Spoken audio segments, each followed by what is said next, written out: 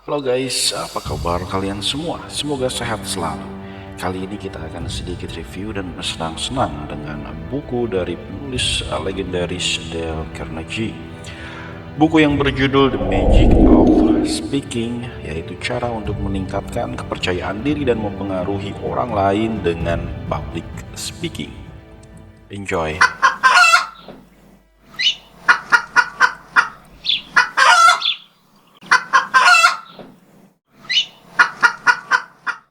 Dale Breckenridge Carnegie adalah seorang penulis dan pengajar dari Amerika Serikat dan seorang pelatih motivator di berbagai kursus pengembangan diri, penjualan, keuangan, berbicara di depan umum, dan keterampilan interpersonal. Ia dilahirkan dari keluarga miskin di pertanian Missouri. Beliau adalah seorang penulis buku Bagaimana Cara Mencari Kawan dan Mempengaruhi Orang Lain yang diterbitkan pada tahun 1936. Buku tersebut adalah buku terlaris di seluruh dunia sampai saat ini. Beliau juga menulis biografi Abraham Lincoln, salah satu presiden Amerika Serikat yang sangat berpengaruh, berjudul Lincoln the Unknown, serta beberapa buku yang lainnya. Ketika orang-orang ditanya apa ketakutan terbesar mereka, jawaban yang paling sering dilontarkan adalah meninggal, dan jawaban kedua adalah berbicara di depan umum. Memang benar, banyak sekali orang yang cerdas, pandai berbicara, dan mudah sekali menjelaskan ide-idenya jika hanya berhadapan dengan satu orang, tapi lidahnya keluh dan ketakutan ketika berhadapan dengan sekelompok kecil orang. Karir para pebisnis terhambat karena mereka takut berbicara di sebuah rapat staf.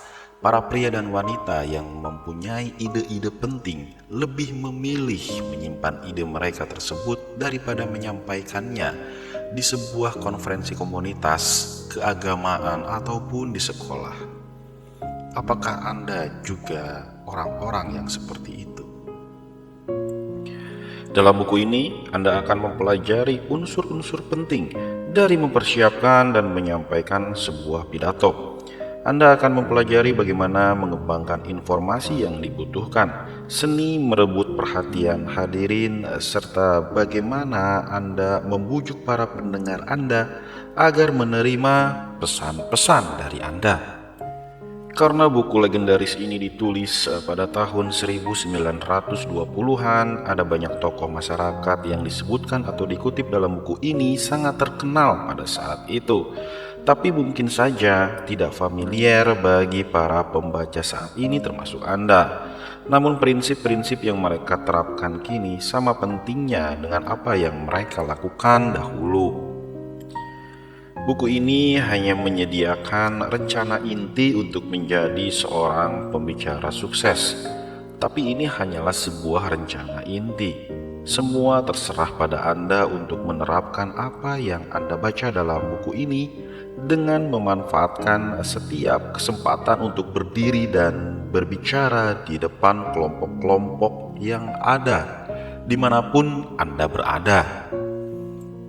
Dale Carnegie sangat ingin jika Anda menggunakan teknik-teknik yang Anda pelajari dalam buku ini ketika menghadapi beberapa kecil kelompok. Anda akan melakukannya dengan mudah dan percaya diri, serta akan menyampaikan ide-ide Anda dengan cara yang rasional dan menarik.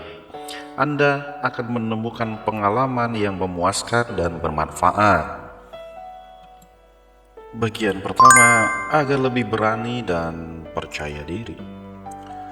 Ketika peserta kursus public speaking atau berbicara di depan umum ditanya apa yang ingin mereka dapatkan dari kursus tersebut, kebanyakan menjawab seperti ini. Ketika saya diminta berdiri dan berbicara, saya sangat malu dan takut sehingga saya tidak bisa berpikir dengan jernih. Tidak bisa berkonsentrasi, tidak bisa mengingat apa yang ingin saya katakan. Saya ingin lebih percaya diri, tenang, dan mampu berpikir jernih ketika saya mengungkapkan sesuatu atau berpidato. Saya ingin menyampaikan pendapat-pendapat saya secara logis, dan saya ingin bisa menyampaikan pendapat saya dengan jelas. Apa Anda juga berpikir seperti mereka? Mengapa ketika berdiri di depan orang banyak, Anda tidak dapat berpikir sebaik ketika Anda duduk? Tentu saja, Anda tahu bahwa tidak ada alasannya. Dale mengatakan, sebaliknya, Anda seharusnya bisa berpikir dengan lebih baik ketika berdiri di hadapan sebuah kelompok. Kehadiran mereka seharusnya menggerakkan dan membuat Anda jauh lebih bersemangat. Banyak pembicara hebat akan memberitahu Anda bahwa kehadiran mereka merupakan pendorong, inspirasi, dan yang menggerakkan otak Anda agar berpikir lebih jernih dan lebih tajam. Jangan pernah merasa kasus Anda sangat sulit. Bahkan mereka yang kemudian menjadi ahli public speaking pada awal karir mereka juga merasakan ketakutan dan rasa malu yang mungkin saja pernah Anda alami. Mereka juga merasakan bahwa pada saat berpidato, lututnya gemetaran. Mark Twain saat pertama kali berdiri memberikan perkuliahan berkata, dia merasa seolah-olah mulutnya dipenuhi kapas dan jantungnya merasa berdebar-debar. Dale berkata, entah seberapa sering orang berpidato, sebagian orang selalu gugup sebelum mereka memulai. Tetapi dalam beberapa detik setelah mereka berdiri, rasa gugup tersebut perlahan hilang. Abraham Lincoln juga merasakan hal yang sama pada saat awal-awal dia berpidato. Ketika mulai berbicara, suaranya serak, melengking dan tak enak didengar. Gaya, sikap dan wajah kuning gelapnya mengernyit dan terlihat bosan. Sikap badannya yang aneh, gerakannya yang malu-malu, semuanya tampak tidak berkompromi dengan dirinya sendiri. Tetapi itu hanya berlangsung sebentar. Sesaat kemudian dia mulai tenang, ramah, fokus, bersungguh-sungguh, dan pidato yang sebenarnya segera dimulai. Dale berkata, kemampuan melakukan public speaking tidak sulit untuk dikuasai. Itu bukanlah bakat yang diberikan Tuhan kepada sebagian kecil orang beruntung saja. Ini mirip dengan kemampuan bermain olahraga. Semua orang bisa mengembangkan bakat mereka sendiri. Agar bisa merasakan manfaat dari buku ini dan agar bisa melakukannya secara cepat dan efektif, Dale merekomendasikan Anda untuk melakukan 5 hal berikut ini. Yang pertama, mulailah membaca buku ini dengan kemauan yang keras dan kuat. Hitunglah manfaat yang akan diberikan oleh pelatihan ini kepada Anda.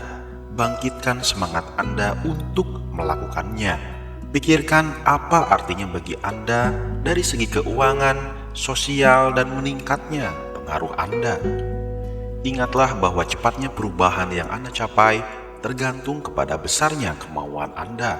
Yang kedua, cobalah berpidato kapanpun dan dimanapun. Anda bisa mencobanya di lingkungan terkecil di sekitar Anda. Entah itu RT, RW, ataupun Anda mulai berbicara di depan keluarga Anda. Lakukanlah persiapan. Anda tak akan merasa percaya diri kecuali Anda tahu apa yang akan Anda sampaikan. Bertindaklah dengan percaya diri. Agar merasa berani, Anda berpura-puralah seolah-olah Anda merupakan seorang public speaker yang terkenal. Mungkin itu adalah idola Anda. Dengan berpura-pura, maka lambat laun itu akan menjadi habit Anda dan menjadi kenyataan. Selanjutnya adalah berlatih. Inilah poin terpenting dari semuanya. Rasa takut disebabkan kurangnya kepercayaan diri. Dan kurangnya kepercayaan diri disebabkan ketidaktahuan Anda akan apa yang bisa Anda lakukan. Dan hal tersebut disebabkan karena kurangnya pengalaman. Jadi, ingat-ingatlah pengalaman sukses Anda terdahulu dan rasa takut Anda akan hilang. Bagian kedua, percaya diri melalui persiapan. Agar persiapan Anda matang, Dale memberikan beberapa nasihat sebagai berikut. tentukanlah topik Anda seminggu sebelumnya, sehingga Anda mempunyai waktu untuk memikirkannya lagi pada waktu-waktu luang. Pikirkanlah topik tersebut selama 7 hari. Bawalah dalam mimpi Anda selama 7 malam. Pikirkanlah ketika Anda akan tidur. Pikirkanlah keesokan harinya ketika Anda sedang sarapan, ketika Anda mandi, ketika Anda mengendarai mobil ke kota, ataupun ketika Anda sedang menunggu lift. Yang terpenting, Dale berkata, jangan membuat pidato Anda menjadi nasihat yang abstrak. Hal itu membuat kita 100% bosan. Buatlah pidato Anda menjadi uraian dan pernyataan umum setahap demi setahap. Pikirkanlah kasus-kasus yang nyata yang sudah Anda amati dan kebenaran-kebenaran mendasar yang Anda yakin telah dijelaskan dalam contoh-contoh spesifik tersebut. Anda juga dapat menemukan bahwa kasus-kasus nyata ini jauh lebih mudah diingat daripada kasus-kasus yang ngawang kemana-mana. Persiapan yang sesungguhnya berarti menggali sesuatu dari dalam diri Anda, mengumpulkan dan menyusun pemikiran-pemikiran Anda sendiri, menghargai dan mengembangkan keyakinan-keyakinan Anda sendiri. Jangan duduk dan mencoba membuat sebuah pidato dalam waktu 30 menit. Anda akan membuat sebuah pidato, bukan membuat sebuah burger. Tulislah pada berlembar-lembar kertas semua pemikiran dan penjelasan yang melintas dalam pikiran Anda, dan teruslah Anda untuk berpikir. Ide, saran, penjelasan akan melintas dalam pikiran Anda pada berbagai macam kesempatan. Entah itu Anda sedang mandi, entah itu Anda sedang berolahraga, ataupun Anda sedang santai di rumah. Setelah berpikir sendiri, mungkin Anda bisa pergi ke perpustakaan dan bacalah buku-buku mengenai topik Anda. Kumpulkanlah bahan yang jauh lebih banyak daripada yang akan Anda gunakan. Dengan mengetahui jauh lebih banyak daripada yang bisa Anda gunakan pada waktu pidato nanti, ini akan membuat persiapan Anda menjadi jauh lebih matang. Bagian yang ketiga, bagaimana para pembicara terkenal mempersiapkan pidato-pidato mereka. Theodore Roosevelt menyiapkan pidato-pidatonya dengan gaya Roosevelt yang khas. Dia menggali semua fakta, meninjau kembali semuanya, menilainya, menentukan temuan-temuannya, dan mengambil kesimpulan dengan perasaan yakin yang tak terpatahkan. Kemudian sebuah buku catatan di depannya, dia mulai membacanya keras-keras, dan dia membaca pidatonya dengan sangat cepat sehingga pidatonya berapi-api, spontan, dan bersemangat. Kemudian dia membaca hasil ketikan tersebut, merevisinya, memasukkan, menghapus, menulisnya dengan pensil, kemudian membacanya keras-keras lagi. Dia berkata, saya tidak pernah memenangkan apapun tanpa kerja keras dan melatih keputusan terbaik saya dan merencanakan serta bekerja dengan hati-hati jauh sebelumnya. Ronald Reagan diakui sebagai pembicara hebat pada masanya karena dia mampu menyampaikan ide-idenya secara efektif dan bersemangat. Dia jauh lebih beruntung daripada para pembicara dari generasi terdahulu karena dia tidak hanya bisa membaca keras-keras pidato-pidatonya ke dalam alat perekam dan kemudian mendengarkannya lagi, tapi dia juga bisa merekamnya dalam video dan mengamati sikap dan bahasa tubuhnya sebelum menyampaikannya di depan umum. Dale mengatakan bahwa berpidato sama dengan olahraga tembak-menembak. Sebuah pidato adalah perjalanan dengan sebuah tujuan, dan itu harus direncanakan. Pembicara yang tidak memulai dari manapun biasanya akan mengalaminya. Tidak ada peraturan mutlak dan tidak bisa diubah mengenai penyusunan ide-ide dan pembuatan semua pidato. Setiap pidato tentu menyajikan masalah khasnya sendiri. Pembicara harus mengulas sebuah poin secara mendalam ketika menyampaikan sebuah pidato dan kemudian tidak merujuk kepada poin tersebut lagi. Dale juga bercerita sebelum berpidato, Lincoln memikirkan solusi-solusinya dengan ketepatan yang luar biasa. Ketika berusia 40 dan telah menjadi anggota Kongres, dia mempelajari Euclid sehingga bisa mendeteksi cara berpikir yang menyesatkan dan menyampaikan kesimpulannya. Jika memungkinkan, bacakanlah pidato Anda keras-keras di sebuah alat perekam dan dengarkan sesudahnya. Lebih baik lagi, rekamlah diri Anda dalam bentuk video dan tinjaulah kembali. Ini tidak hanya mengenai cara Anda berpidato, tapi juga ini akan melihat penampilan Anda ketika Anda sedang berpidato. Jangan membaca pidato Anda. Penonton tidak akan tahan mendengarkan sebuah pidato yang dibacakan.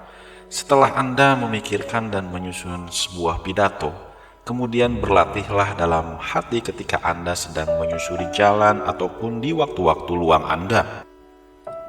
Pergilah ke suatu tempat sendirian dan latihlah pidato Anda dari awal sampai akhir dengan bergerak. Bebaskanlah diri Anda. Bayangkan Anda sedang berpidato di depan penonton sungguhan. Semakin sering Anda melakukannya, semakin Anda nyaman ketika tiba saatnya Anda berpidato. Oke guys, itulah 3 bab pertama dari buku legendaris yang berjudul The Magic of Speaking dari Dale Carnegie ini.